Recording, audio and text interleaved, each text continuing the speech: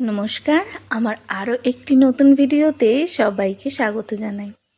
এই দিনটা ছিল ওই তো 1 জানুয়ারি, আর সকাল সকাল পুজো ঘরের পুজো সেরে দুজনে চলে গিয়েছিলাম আমাদের এখানে একটি মন্দির আছে, সেখানে পুজো দিতে। এখানে যেহেতু হাতে গুনে কয়েকটাই ট্রেন চলে, ওই 5টা মতো, সেই জন্য একটু ট্রেন দেখতে পেলে ভীষণ মজা লাগে। ট্রেন দেখার জন্য অপেক্ষাও করে থাকি অনেক অনেক সময়। তো আমরা এখন যাচ্ছি দেওরা মন্দিরে। আমাদের এখানে কাছাকাছি বলতে গেলে এই মন্দিরটা খুবই ফেমাস একটা মন্দির। তো জঙ্গলের মাঝে এই মন্দিরটায় গেলে সবসময় মন মুগ্ধ হয়ে থাকে। আর এই মন্দিরের সামনে এরকম ছোট ছোট দোকান আছে।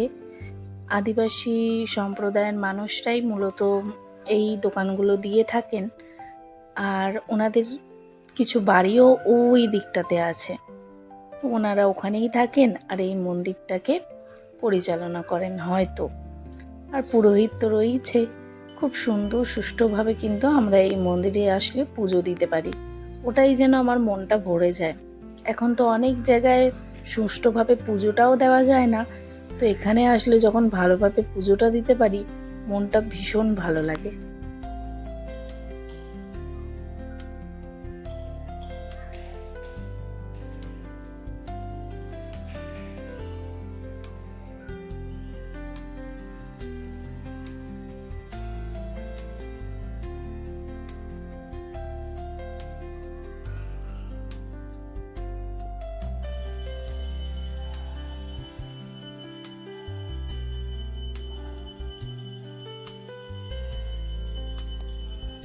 এখানে যতগুলো মন্দিরে আমি গেছি, আমাদের মতো কিন্তু এইখানকার ডালায় মিষ্টি থাকে না, থাকে হচ্ছে নারকোল। তো নারকোলগুলো ভীষণই কচি থাকে, একটুখানি ফাটালেই বেশ ভালো সুন্দর ফেটে যায় একেবারে। তো ভগবানকে পুরোহিত মশাই ওটা দিয়েই পুজো করে আমাদের দিয়ে দিয়েছিলেন প্রসাদ হিসেবে। আর সাথে যে ফুলগুলো দিয়েছিলেন, সেগুলো ঠাকুরের চরণে কিন্তু উনি ভালো করে নিবেদন করেছিলেন। এত মনমুগ্ধ করে উনি পুজো করেছিলেন, তো ভীষণ ভালো লেগেছিল সেই দিনের পুজোটা আমার। যদিও এর আগেও আমি এসেছি, ঠিক সেমভাবেই কিন্তু এখানের পুরোহিতরা পুজো করেন অনেক মনের ভক্তি দিয়ে। তো যাই হোক, পুজো টুজো সেরে আমরা ব্রেকফাস্ট খেতে চলে এসেছি, একটু ধোসা খেয়ে নিয়েছি। তারপর আমরা বেরিয়ে পড়েছি আমাদের গন্তব্যের উদ্দেশ্যে। হঠাৎ করেই দুজনে ঠিক করলাম যে চলো একটু বেরিয়ে আসি, ওই একটু দুজনে মিলে পিকনিক করে আসি। আমাদের এখন ওই 2.5 ঘন্টা মতো পথ চলতে হবে, আর সেই পথ চলতে চলতেই মাঝে পড়বে আমার সেই পছন্দের দই বড়া আলুদমের দোকানটি। আর সেটা না খেয়ে তো আমি কোথাও যাচ্ছি না বাপু, কারণ আমার ভীষণ ভালো লাগে যে সেটা খেতে। সেই জন্য ওটা খেয়ে আবার পথ চলতে শুরু করব। আগে আমি যখন ছোট ছিলাম, তখন মনে আছে দুপুরের খাবারটা যেখানে রোদ পড়ছে সেখানটায় বেশ পিঠে গিয়ে বসে খেতাম। উফ, কী যে অপূর্ব লাগতো সেই রোদটা পিঠে মেখে খেতে। তারপরে তো থাকতোই কুল মাখা, কামরাঙা মাখা এই শীতের দুপুরে। আপনারা কারা কারা এরকম কুল মাখা, কামরাঙা মাখা খান, কমেন্ট করে কিন্তু জানাবেন। আমি তো ভীষণ ভালোবাসতাম, কিন্তু এখন পাই না বলে আর খাওয়া হয়ে ওঠে না। সেরকমই আজকের এই শীতের এই দুপুরটা, কিন্তু চিত্রগুলো অনেকটা আলাদা, কারণ যুগটাও তো অনেকটা বদলে গেছে, আমরাও বড় হয়ে গেছি। তো এই রোদ গায়ে মেখে এখন পাহাড়ি রাস্তা এঁকে বেঁকে চলেছি নিজেদের গন্তব্যে। আর এই সাইডে কিন্তু পুরোটা খাদ, আর এই সাইডে হচ্ছে পাহাড়।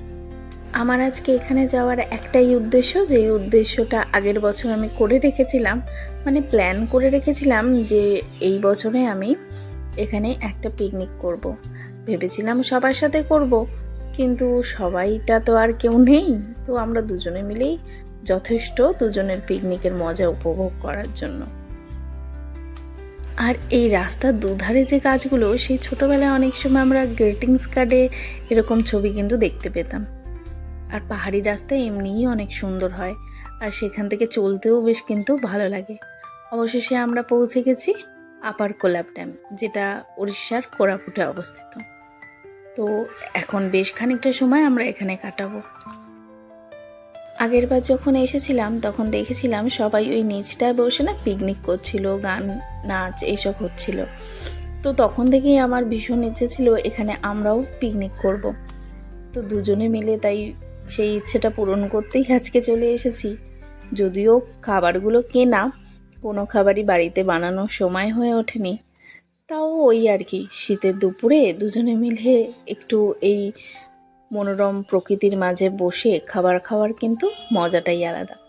আমরা নিয়েছিলাম একটু চিকেন বিরিয়ানি, আর সাথে ছিল দই বড়া, সাথে কিছু ফলও ছিল, এই পেয়ারাটা নিয়েছিলাম আর কমলা লেবু ছিল। ব্যাস এটুকু দিয়েই আমাদের পিকনিক আজকে শুরু করে দিয়েছি আমরা। দেখুন খাবারগুলো সব সাজিয়ে নিয়েছি। বিরিয়ানিটা এতটাই দিয়েছিল যে আমরা যে দই বড়াটা একটা এক্সট্রা নিয়ে এসেছিলাম সেটা আর খেয়ে উঠতে পারিনি, তাই জন্য ওই ফল আর বিরিয়ানিতেই কিন্তু পেট ভরে গেছে। এই কোলাব ড্যামটি উড়িষ্যা রাজ্যের কোরাপুট জেলার জয়পুর শহরের কাছে অবস্থিত কিন্তু একটি বাঁধ। আর কোলাব ড্যামের যে নদীটি, এটার নাম হচ্ছে কোলাব নদী, যেটি হলো গোদাবরী নদীর একটি উপনদী। এই যে কোলাব বাঁধ, এই বাঁধটার মাধ্যমে জলবিদ্যুৎ উৎপাদন করা হয়। এটি একটি বিখ্যাত পর্যটন কেন্দ্র হিসেবেও কিন্তু পরিচিত। আমিও নিজের একটু ভিডিও করে নিচ্ছি চারিপাশের প্রকৃতিটার সাথে। এই ড্যামটা স্থানীয় মানুষের জীবনযাত্রায় গুরুত্বপূর্ণ ভূমিকা পালন করে থাকে কিন্তু, কারণ এই বাঁধটি মূলত এই অঞ্চলের সেচ এবং বিদ্যুৎ উৎপাদনের জন্যই কিন্তু নির্মিত হয়েছিল। সবুজ এরকম মনোমুগ্ধকর পূর্বঘট পর্বতমালার মাঝে অবস্থিত হওয়ায় এই অঞ্চলটি কিন্তু পর্যটন কেন্দ্র হিসেবে ধীরে ধীরে বৃদ্ধি পেয়েছে এখন।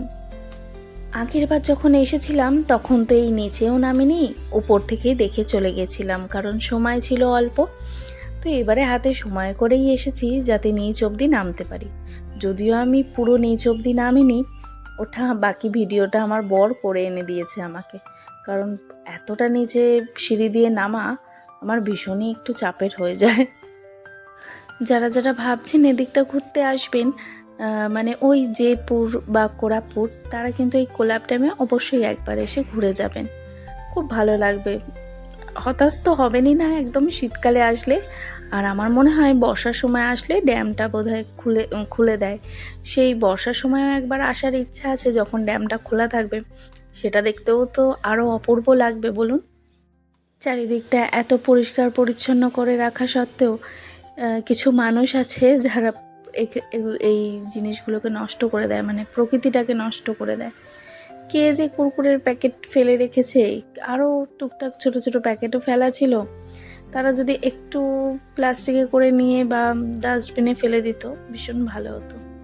তো যাই হোক, নিচ থেকে ঠিক এরকম লাগছে কোলাব ড্যামটা দেখতে।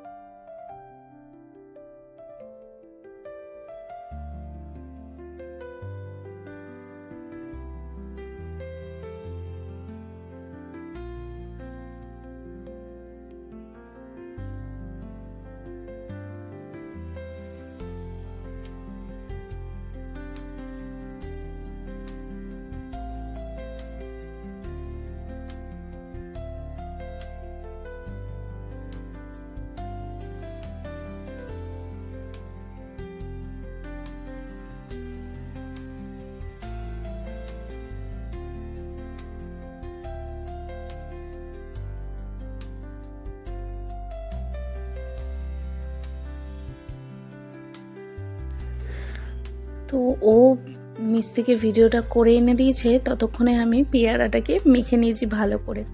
দুজনে মিলে পেয়ারা খাবো, তারপর বেরিয়ে পড়বো বাড়ির উদ্দেশ্যে, কারণ বেশি সন্ধে করা যাবে না। এখানে এতটাই ঠান্ডা পড়ে না, বেশি সন্ধে করে যদি আমি কোথাও বেরোই তো কেঁপে একদম অস্থির হয়ে যাব।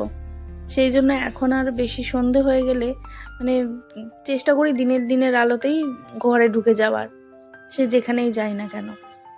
আর এখানে আগের বছর তো দেখিনি, কিন্তু এবছর দেখছি বেশ সুন্দর সুন্দর একটা খরগোশ রাখার জায়গা করেছে।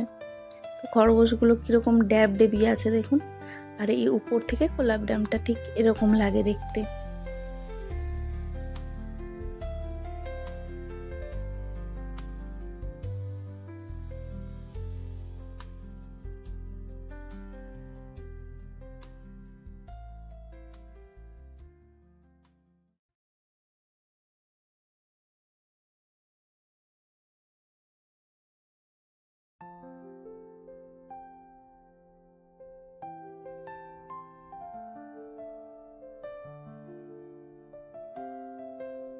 ভিডিওটা কেমন লাগলো কমেন্ট করে কিন্তু জানাবেন, লাইক শেয়ার সাবস্ক্রাইব করে পাশে থাকবেন, আর ফেসবুক থেকে দেখলে প্লিজ ফলো করে দেবেন। কোলাব ড্যাম থেকে ঘুরে এসে আমরা চলে গিয়েছিলাম বাজার কলকাতায়। এখানে একটা বাজার কলকাতা আছে, সেখানে ওই টুকটাক একটু জিনিস কিনে বাড়ি ফিরে খেয়ে নিয়েছিলাম সেই সকালের কেনা দই বড়াটা। ব্যাস এটাই আমাদের ডিনার।